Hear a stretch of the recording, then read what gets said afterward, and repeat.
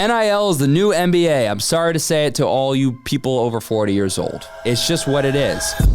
I'm going to share with you 5 things that you should know going forward, because I've learned a lot since I've started this podcast in 2021, and a lot of things have changed even since then. This is not a reflection episode, but I will share a little bit of what I learned through hundreds of conversations with professional athletes about what they're doing outside of their sport.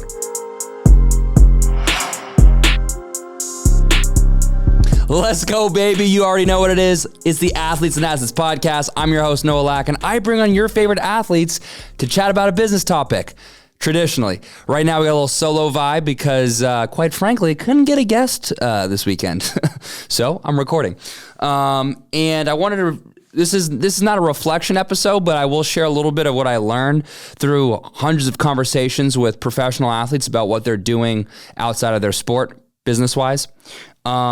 First of all, like, subscribe, and show the channel a little love, all right? We're a little niche here. We got a lot of athletes that come on the podcast who have built businesses, anything from cleaning companies to real estate companies to venture capital firms to tech companies, tech startups, which is, I love that. I can talk about that all day.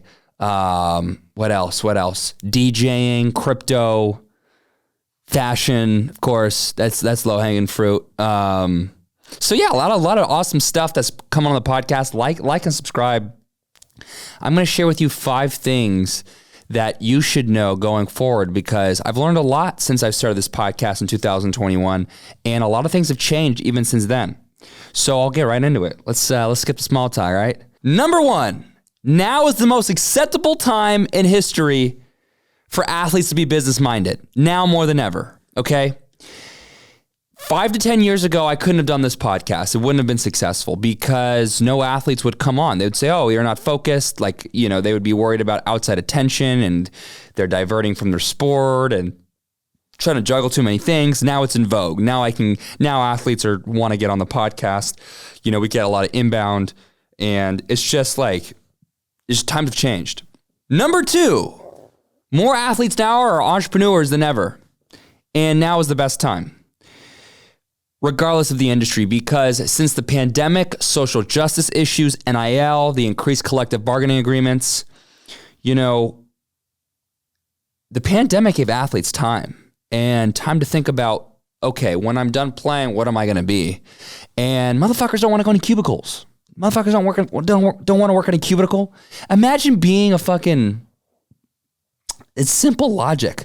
Imagine being a world-class athlete and thinking that after you're done playing, you're going to just function in a 9-to-5 cubicle. No, more athletes are like, look, I can build my own business. I can leverage the money I've made. I can forego the MBA, which I'll talk about later, but I can forego the MBA and get paid to build a business, and I think that's more compelling now than ever for athletes. NIL. Guys are starting to think about it earlier. NIL has forced athletes to become more business-minded, okay? And I'll go through the NIL part in a bit. And, some athletes have teams around them that they can build with.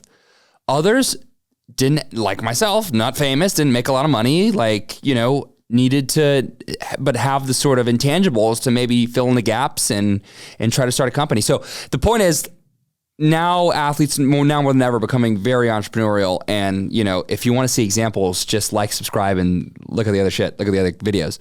Okay, number 3. This is the coolest thing. Entrepreneurship is the great equalizer, and any athlete, LeBron, Steph, Tom Brady, Joe Montana, anybody, they all go through the same shit that you go through when they build companies. And that's the coolest part. This is the great equalizer. It doesn't matter how tall or strong you are.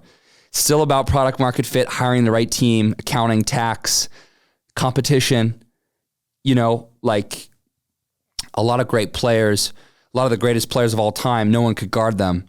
Well, when you build a company, unless you're the only one in that industry, which is probably not going to happen, a lot of competition and a lot of things that you can't just shrug off. You can't jump over. And I think that's a really cool part about this whole entrepreneurship thing. It's the great equalizer. So that's the third thing I've learned from this process. Number 4, and something that I want to find a way to address, and maybe in the comments you guys could help. Less famous athletes struggle to raise from investors. And I think a lot of these athletes are qualified and would do well with investment. So there's this gap between the capability of athletes in accessing the same capital that other entrepreneurs get that are as unseasoned as a founder as athletes. However, athletes still, for some reason, are struggling to raise capital with businesses that require, or at least they think requires capital. Now, you could say, well, no, they should bootstrap it, or they should have more traction, and then they would have, better chances of raising money. I get that. Shut up. I get it. I understand that. But I do think there is a dumb jock stigma, and I do think a lot of investors ask the question, so who's really building this? Like the athlete's not completely invested, which is unfortunate. And I've thought about how to address this gap.